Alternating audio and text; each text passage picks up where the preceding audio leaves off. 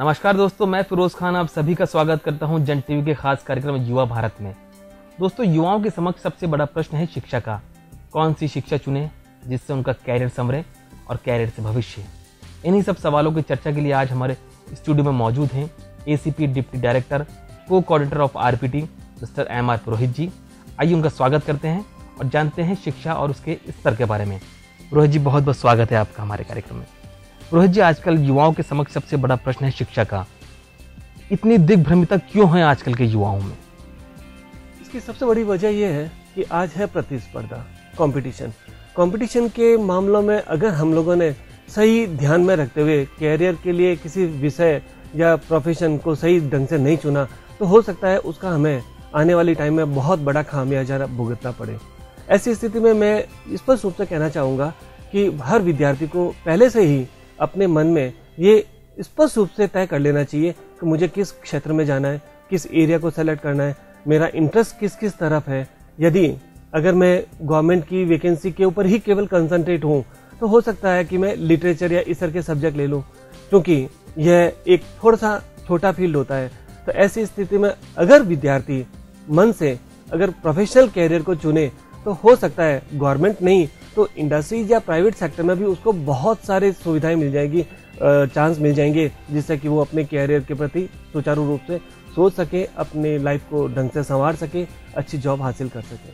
पुरोहित जी, आपने जो बात बोली है प्रोफेशनल कैरियर की, सबसे पहले जो क्लास आती है अपने कैरियर को चूज करने की, उसको सेलेक्ट करने की, वो आती है 10वीं।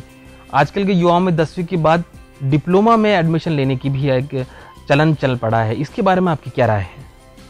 यहाँ मैं ये बताऊँ आपको कि 10वीं से भी नीचे टेक्निकल एजुकेशन आज के युग में इतना बड़ा, इतना वृहत हो चुका है कि अगर एक अभ्यर्थी केवल 8वीं पास किया हुआ है तो 8वीं के बाद में टेक्निकल कोर्सेज में ITI जैसे कोर्स कर सकता है वो। बिल्कुल। अगर वो 10वीं करा हुआ है तो 10वीं करने के बाद में वो कई सारे इंजीनियरिंग डिप्लोमा है या ITI में भी इंजीनियरिंग ट्रेड के ITIs है, उसको कर सकता है।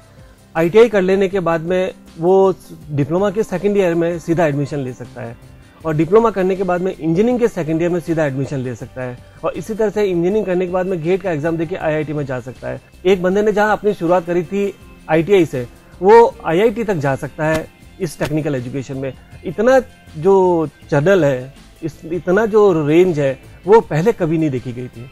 अब इन दिनों में एक्चुअली ये काफी हद तक सुचारू रूप से चल भी रहा है और अभ्यर्थी छात्र इसका फायदा उठा भी रहे हैं। पुरोहित जी, जैसे कि आपने बताया कि एक सही राह चुनने का जो पाथ है वो है 8वीं के बाद ही स्टार्ट हो जाता है। बच्चा 8वीं के बाद टेक्निकल में डिप्लोमा लेकर वो he can go beyond BTech और MTech और GTech तक वो जा सकता है। एडमिशन की प्रक्रिया के बारे में बच्चे बड़े दिग्भ्रमित रहते हैं कि किस तरह एडमिशन लिया जाए, डिप्लोमा में एडमिशन का प्रोसीजर क्या है, क्या उसके लिए रिटन टेस्ट देना पड़ता है या सिर्फ हमारी 8th या 10th की परसेंटेज से ही वो एडमिशन मिल जाता है। उसके बारे में दर्शकों को एक बार तफसील से बताएं।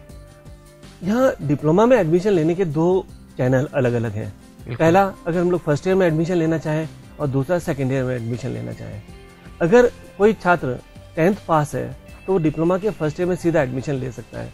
इसके लिए प्राविधिक शिक्षा निदेशालय जोधपुर द्वारा तकरीबन 10वीं के एग्जाम के बाद विज्ञप्ति जारी होती है और उसमें जो 10th की मार्क्स ऑब्टेन्ड है उसके आधार पर मेरिट बनाई जाती है और उस मेरिट में जो ऑप्शन भरे जाए बच्चों के द्वारा और उसी के आधार पर आवंटन प्रक्रिया निदेशालय द्वारा ही संपादित की जाती है। अगर छात्र डिप्लोमा के सेकेंड ईयर में एडमिशन लेना चाहे तो इसके लिए भी कई अलग अलग तरह के चैनल्स हैं। जैसे ITI वाला भी डिप्लोमा के सेकेंड ईयर में जा सकता है। इसके लिए ये जरूरी होगा कि उसने ITI किस ट्रेड में करी तो उसी ट्रेड के डिप्लोमा में एडमिशन ले पाएगा और इसके लिए भी प्राविधिक शिक्षा निदेशालय द्वारा किसी न किसी पॉलिटेक्निक को अधिकृत कर दिया जाता है। तो अभी जैसे अजमेर पॉलिटेक्निक कॉलेज है, गवर्नमेंट अजमेर पॉलिटेक्निक कॉलेज, वो डिप्लोमा के सेकेंड ईयर के एडमिशन को देख रही है। तो ऐसे में उनके द्वारा जो जारी दिशा निर्देश है, निदेशालय द्वारा जारी दिशा निर्देश है, उनकी विज्ञप्ति निदेशालय की वेबसाइट के ऊपर उपलब्ध होती है। उनको 10वीं के एग्जाम के जस्ट बाद वो छात्र देख लें और उसके आधार पर एडमिशन लिया जा सकते हैं। तो फर्स्ट ईयर और सेकेंड ईयर दोनों में एडमिशन हो सकता है डिप्लोमा में। पुरोहित जी, आप शिक्षा के क्षेत्र से काफी अरसे से जुड़े हुए हैं। आपके एक्सपीरियंस के आधार पर हम ये जानना चाहते हैं कि एक बच्चा अगर 12th के बाद TET क्लियर करता है और उसका सिलेक्शन BTech में होता है, वो राह ज्यादा सही है या बच्चे जो 8th के बाद या 10th के बाद डिप्लोमा से होते हुए RPT या BTech तक पहुंचते हैं, कौन सी राह बच्चों के लिए ज्यादा अच्छी है और भविष्य ज्यादा सुधरने की गुंजाइश किसमें है? दोनों अलग अलग इश्यूज हैं। अगर कोई अभ्यर्थी या कोई बच्चा थोड़ा सा ज़्यादा शार्प हो, पढ़ने में इंटेलिजेंट हो, तो उसको निश्चित रूप से 12th के बाद में, क्योंकि उसके लिए IIT भी एक एवेन्यूज रहता है, तो उस क्षेत्र में वो निश्चित रूप से 12th करेगा पहले, और 12th करने के बाद में JEE एडवांस या JEE मेंस द्वारा IIT की तैयारी करेगा, NITs की तैयारी करेगा, उसी दरमियान वो RPT का एग्जाम भी दे देगा। अगर बच्चे को लगे कि मैं IIT या इस तरह की चीज़ों में कॉम्पीट नहीं कर पाऊंगा और उसका इसको पहले से ही आभास हो जाता है, तो ऐसी स्थिति में वो डिप्लोमा कर ले, और डिप्लोमा करने के बाद में चाहे तो वो जॉब भी कर सकता है और चाहे तो आगे डिग्री को भी पढ़ाई कर सकता है, और उसके लिए उसको डिप्लोमा के उत्तीर्ण कर लेने के बाद में इंजीनियरिंग के सीधे सेकेंड ईयर में एडमिशन मिल जाता है। फिरोज जी, अभी का जो शिक्षा प्रणाली है, चाहे वो इंजीनियरिंग के क्षेत्र में हो या व्यावसायिक शिक्षा के क्षेत्र में हो, MBA हो, MCA हो, BTech हो, आज की जो शिक्षा प्रणाली है और उसकी जो कमियां हैं, खामियां हैं या कुछ उपलब्धि भी हैं, उनके बारे में आपकी क्या राय है? क्या इस पर सुधार की गुंजाइश है, या हम उस स्तर पर पहुंच चुके हैं कि हाँ, अब हम अपने बच्चों को एक सुंदर सुनहरा भविष्य दे सकते हैं? शिक्षा प्रणाली के बारे में आपकी क्या राय है? बहुत अच्छा क्वेश्चन किया फिरोज जी आपने। यहाँ मेरी एक स्पष्ट रूप से मान्यता ये है कि जब बहुत पुरानी बात में अगर हम देखें तो शिक्षक की प्रिपरेशन बहुत अच्छी हुआ करती थी पढ़ाई करने के लिए, बट जो टीचिंग एड्स थे वो ज़्यादा नहीं थे। मतलब अगर एक किसी डायग्राम को टीचर को समझाना है तो बोर्ड के ऊपर वो पूरा डायग्राम बना के समझाएगा, तो नेचुरली वो टाइम लेगा ज़्यादा। आज की तारीख में क्या हो रहा है कि पावर पॉइंट प्रेजेंटेशन तैयार रहती है, तो टीचर्स वो पहले से ही तैयार करके लेके आए, तो क्लास में जो कॉन्टेक्ट उसका रहा वो इनडायरेक्टली देखें हम लोग तो बहुत ज़्यादा प्रोडक्टिविटी दे रहा है, जबकि पहले ये कम था। पर दूसरा आजकल ये हो रहा है कि थोड़े से टीचर्स भी कम प्रिपेयर कर पाते हैं और बच्चों में इंटरेस्ट कम हो रहा है या कम क्रिएट कर पाते हैं। इसकी तरफ बच्चों और टीचर्स दोनों को ध्यान देना पड़ेगा। हमें ये मानना पड़ेगा कि अगर हम किसी पढ़ाई को कर रहे हैं तो उसका हमें आगे कैरियर के प्रति फायदा होगा। ऐसा नहीं सोचे कि हम लोगों ने एक एडमिशन ले लिया और जो उसके पेपर है वो पास करने, केवल पेपर पास करने की शिक्षा रह जाएगी तो उसका कैरियर से कोई लिंक नहीं रहेगा, वो केवल एक डिग्री मिल जाएगी। तो मैं सभी बच्चों को ये संदेश देना चाहता हूँ कि वो जो भी पढ़ाई करे उस पढ़ाई की डेप्थ तक जाए और ये नहीं सोचे कि इससे मेरे को कैरियर में क्या फायदा होगा। उसको केवल इतना ही सोचना है कि मैं आज जो पेपर पढ़ रहा हूँ उसकी डेप्थ तक मुझे नॉलेज हो जाना चाहिए। नॉलेज होगा तो निश्चित रूप से पावर उसके हाथ में होगी, जैसे कि आजकल ये चीज प्रूव हो चुकी है कि नॉलेज इज पावर। नॉलेज होगी नहीं तो कैरियर कैसे बनेगा। तो ऐसी स्थिति में हर बच्चे को ये ध्यान में रखना पड़ेगा कि अगर टीचर से जितने ज्यादा क्रॉस क्वेश्चंस करेगा उतना ही टीचर्स का भी ओरिएंटेशन बढ़ेगा और बच्चे का खुद का भी नॉलेज बढ़ेगा। और यही एक सही मायने में देखा जाए तो जो रेगुलर क्लासेस की बात हम लोग करें उसका फायदा बच्चों को इसी तरह से हो सकता है।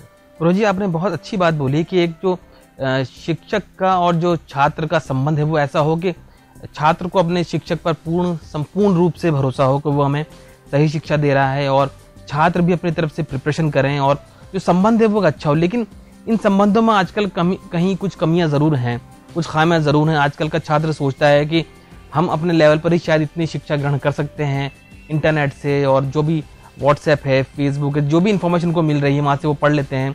उनका शिक्षक के प्रति वो भाव कहीं ना कहीं कम होता जा रहा है। इसके बारे में क्या राय है आपकी?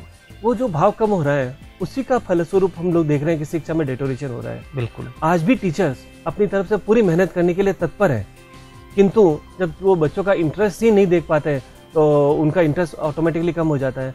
ऐसे में टीचर्स को मैं ये कहना चाहूंगा कि जहां तक संभव हो सके छात्रों से थोड़ी सी दूरी बनाए रखें, उनको दोस्त नहीं समझे, दोस्त की भांति व्यवहार करें पर दोस्त नहीं समझे। कि जब तक हम लोग एक पेरेंट के रूप में उनके सामने पेश नहीं होंगे तब तक एक डर नहीं होगा, और डर नहीं होगा तो फिर हम लोग कैसे उस चीज को हैंडल कर पाएंगे।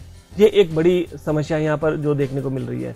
बच्चों से मैं ये कहना चाहूंगा कि वो जो सब्जेक्ट पढ़ने वाला है अब पहले से पता होता है कि आज टीचर ने ये पढ़ा दिया तो कल ये पढ़ाएंगे, तो उसकी थोड़ी सी होमवर्क पहले से कर ले और जब क्लास में जाए तो आने वाले सब्जेक्ट के बारे में कुछ क्वेश्चंस उसके दिमाग में रहें। और जितना ज्यादा इंटरैक्टिव क्लास को बनाएंगे उतना ज्यादा वो संबंध अपने ही आप बढ़ने लग जाएगा। यही एकमात्र सॉल्यूशन दिख रहा है मुझे। रोहित, जैसे कि आपने बताया कि अगर क्लासेस इंटरैक्टिव हों तो ज्यादा छात्र उसमें सीख सकता है, ज्यादा समझ सकता है। लेकिन जहां पर छात्रों के समक्ष कुछ चीज चुनने वाला मौका आता है कि उन्हें ये चीज चुननी है या ये राह चुननी है, वहां पर वो जाकर दिग्भ्रमित हो जाते हैं। वहां पर उन्हें कैरियर काउंसलिंग की भी नीड पड़ती है। आजकल इतने ज्यादा जो अपॉर्चुनिटीज हमारे छात्रों के सामने है, कहीं वो उनको ज्यादा दिग्भ्रमित तो नहीं कर रहे हैं?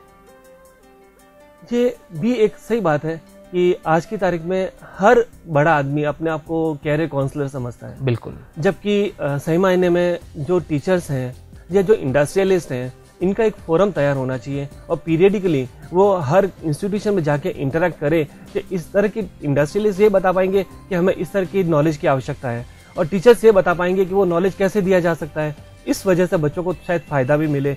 मेरा बच्चों को यही कहना है कि हर किसी शख्स की बातें सुन जरूर लें, उनके ऊपर विश्वास नहीं करें। विश्वास उन्हीं के ऊपर करें जहां उनको लगे कि जहां से क्रॉस एग्जामिन कर लें कि वाकई में इसने जो कहा वो किस एक्सटेंट तक सही है, किस हद तक सही है, तभी जाके वो सही काउंसलिंग को चुन पाएंगे, सही कैरियर को चुन पाएंगे। और इसके लिए इंडस्ट्रियलिस्ट का इंस्टीट्यूशंस के साथ इंटरेक्शन आज की तारीख में बहुत जरूरी है। रोज जी, आपने बहुत सही बात कही कि आजकल की जो एजुकेशन है उसका इंडस्ट्री एक्सपोजर भी बहुत ज़रूरी है, ताकि बच्चा ये समझ पाए कि वो अपनी शिक्षा पूर्ण करके किस दिशा में जा रहा है, किस इंडस्ट्री में वो जॉब करेगा, ताकि उसको अपना रास्ता चुनने में ज़्यादा सहूलियत हो। लेकिन जो छात्र या जो बच्चे अपना भविष्य नहीं चुन पाते हैं, कहीं ना कहीं वो जाके डिप्रेशन का शिकार हो जाते हैं, उनका कॉन्फिडेंस लूज हो जाता है, उनको लगता है कि शायद अब हम कुछ नहीं कर पा रहे हैं। उन बच्चों को, उन छात्रों को आप क्या संदेश देना चाहेंगे?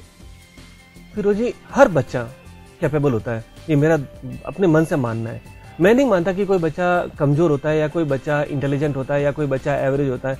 केवल इतना सही है कि उस बच्चे का कंट्रीब्यूशन उसकी तरफ है कितना। वो जितना ज़्यादा कंट्रीब्यूट करे उतना ही ज़्यादा उसकी इंटेलिजेंस बढ़ जाती है। किसी बच्चे को डिप्रेस होने की कोई आवश्यकता नहीं है। अगर वो कहीं पर भी नहीं पहुंचा तो भी मैं मान के चलता हूँ चलिए कि उसने थोड़े बहुत भी अगर मेहनत करी तो अपनी मंजिल की तरफ आराम से बढ़ेगा। केवल ध्यान यही रखना है कि उसका मंजिल की तरफ बढ़ने वाला रास्ता वाकई में मंजिल की तरफ ले जा रहा है या नहीं ले जा रहा है। इसके लिए जैसा अभी आपने बताया कि व्हाट्सएप है या इंटरनेट है या फेसबुक है, अमूमन क्या देखा गया है कि व्हाट्सएप पे हम लोग एक जगह से आया मैसेज उसको भेज दिया, उस मैसेज को पढ़ते नहीं, केवल फॉरवर्ड करने में रहते हैं। ये देखें कि मैसेज फॉरवर्ड करने लायक है कि नहीं है। अगर मैसेज फॉरवर्ड करने लायक है कि नहीं, इसको देखेंगे तो नेचुरल उस मैसेज को पढ़ेंगे तो उसमें कितनी तरह की शिक्षाएं ऑटोमेटिकली सम्मिलित है। तो उनको अगर हम पढ़ के अगर भेज पाएंगे तो पढ़ाई के प्रति अपना आप ही रुझान बढ़ जाएगा। मेरे को एक बार किसी ने कहा था कि जैसे मैंने उससे पूछा था इंग्लिश कैसे इंप्रूव की जाए, तो उसका एक ही मेरे प्रति ये था कि आपको जो अच्छा लगे, आपको गेम्स में इंटरेस्ट हो तो गेम्स की किताब को पढ़ो, आपको अगर पिक्चरों में इंटरेस्ट है तो मूवीज की किताब को पढ़ो, सिनेमा की किताब को पढ़ो, अगर आपको किसी की बायोग्राफी अच्छी लगती है तो बायोग्राफी की किताब को इंग्लिश में पढ़ो। तो आपका जो टेस्ट है उसकी तरफ बढ़ो, अपना मंजिल हासिल होगी। तो मैं भी बच्चों को ये कहना चाहता हूँ कि आप कुछ भी करो, किसी भी टेक्नोलॉजी को यूज करो। आज की तारीख में ये मुश्किल नहीं है कि हम किसी टीचर के पास नहीं पहुंच पाए।